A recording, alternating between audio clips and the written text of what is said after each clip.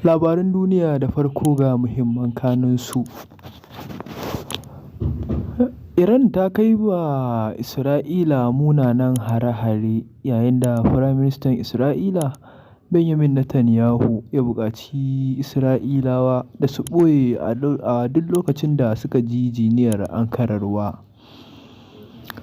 Haka ma Iran ta yi gargaɗi ga Amurka, inda ta bayyana cewa Amurka idan ta kai mata hare-hare kan cibiyoyin lantarki za ta rufe mashigar Hormuz.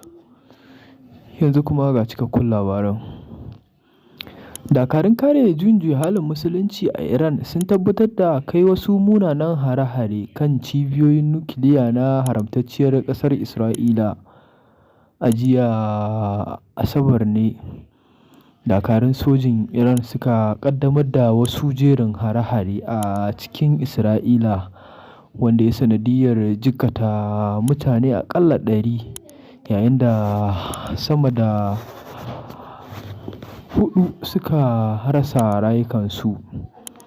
Tuni dai Firaministan Isra'ila Benjamin Netanyahu ya buƙaci Isra'ilawa da su ɓoye a duk lokacin da suka ji jiniyar ankararwa.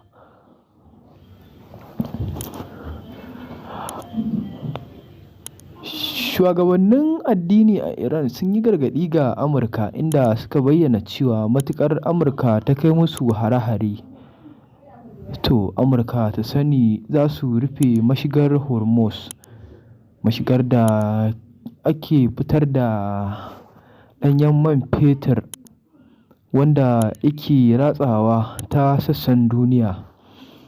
Mashiga ce ɗaya tilo a yankin Gabas ta Tsakiya da ke hada-hadar mai a yau da kullum.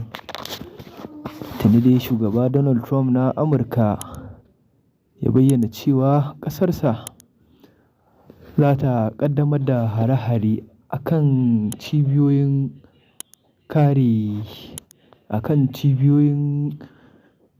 lantarki na Iran. Ƙarshen labaran duniyar kenan.